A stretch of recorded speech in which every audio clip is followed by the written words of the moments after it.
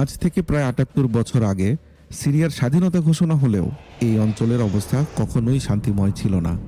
প্রথম বিশ্বযুদ্ধের সময় অটোম্যান সাম্রাজ্যের পতনের পরপরই সিরীয়রা ভেবেছিল তারা এখন স্বাধীন এবং ১৯১৮ সালে একটি স্বাধীন আরব রাজ্য হিসেবে গঠন করার সিদ্ধান্তও নিয়ে নেয়, কিন্তু তা কার্যকর হয়নি। পরবর্তীতে লিগ অব নেশনস সিরিয়া পরিচালনার দায়িত্ব ফ্রান্সকে দিয়ে দেয়। আবারও সিরিয়া নতুন করে ফরাসিদের নিয়ন্ত্রণে চলে যায়।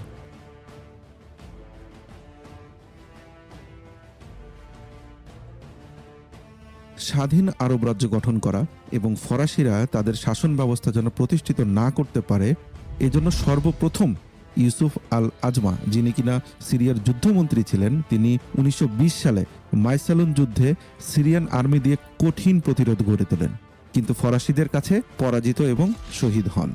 এই ঘটনাকে বলা যায় ফরাসি শাসন ব্যবস্থার বিরুদ্ধে প্রথম পদক্ষেপ। এর পরবর্তীতে ১৯২৫ সালে সুলতান আল আত্রাস ফরাসি শাসন ব্যবস্থার বিপরীতে গ্রেট সিরিয়ান রিভোল্ট খ্যাত একটি বড় আন্দোলন পরিচালনা করলে সেটাও ফরাসিদের দ্বারা দমন হয়ে যায়। তবে এই আন্দোলনের মধ্য দিয়ে স্পষ্ট হয়ে যায় যে সিরিয়ানরা বিদেশি শাসন মেনে নিতে কোনোভাবেই প্রস্তুত ছিল না।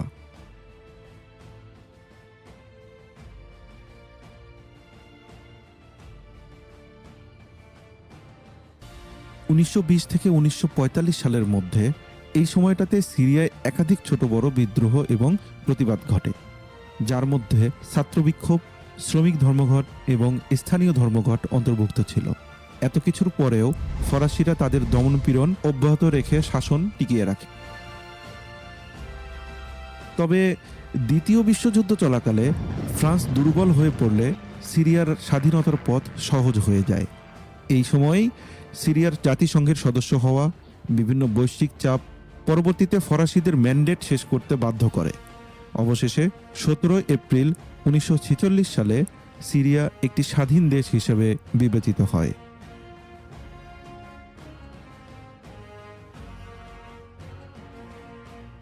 ১৯৬৩ সালে বাথ পার্টি আরব সমাজতন্ত্র এবং জাতীয়তাবাদী আদর্শে সিরিয়ার নেতৃত্বে আসে।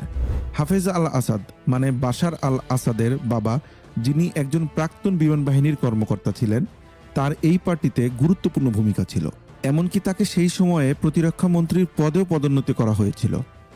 তবে ১৯৭০ সালে একটি আন্দোলনের মাধ্যমে হাফেজ আল আসাদ তৎকালীন প্রধানমন্ত্রী এবং প্রেসিডেন্টকে ক্ষমতাচ্যুত করে ১৯৭১ সালে আনুষ্ঠানিকভাবে সিরিয়ার ক্ষমতায় আসেন।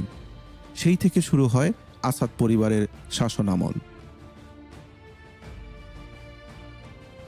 হাফেজ আল আসাদ ক্ষমতায় থাকাকালীন অনেক রক্তক্ষয়ী দমনপীড়নের মাধ্যমে সিরিয়ায় রাজনৈতিক স্থিতিশীলতা বজায় রাখেন।